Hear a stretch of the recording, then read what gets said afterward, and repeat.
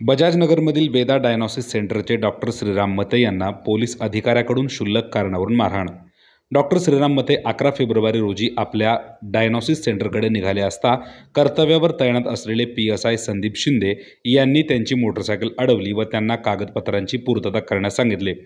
यावर डॉक्टर श्रीराम मते यांनी मी एक डॉक्टर आहे, मला गाडीचे पेपर दाखवण्यासाठी थोडा वेळ द्या, सध्या ते माझ्याकडे नाहीत, मी मागून देतो असे सांगून त्यांना लायसन दाखवले।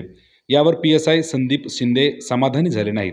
यावरून डॉक्टर व PSI संदीप शिंदे यांच्या शाब्दिक मतभेद झाल्याने संदीप शिंदे नावाच्या अधिकाऱ्यांनी त्यांना पोलीस स्टेशन परिसरात नेऊन अर्वाच्य भाषेत बोलून त्यांना दंड भरण्यास भाग पाडले व त्यांच्याकडे असलेल्या दांड्याने त्यांना पायावर मारून धक्काबुक्की करण्यात आली। यात डॉक्टर श्रीराम मते यांना मानेवर इजा झाली।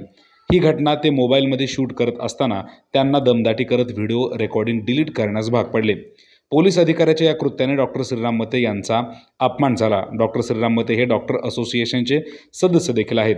त्यांनी आपले डॉक्टर असोसिएशनच्या संघाचे सदस्य बोलून MIDC वाळूज पोलीस ठाणे येथे वरिष्ठ पोलीस निरीक्षक अविनाश आघाव यांची भेट घेऊन निवेदन पत्र सादर केले।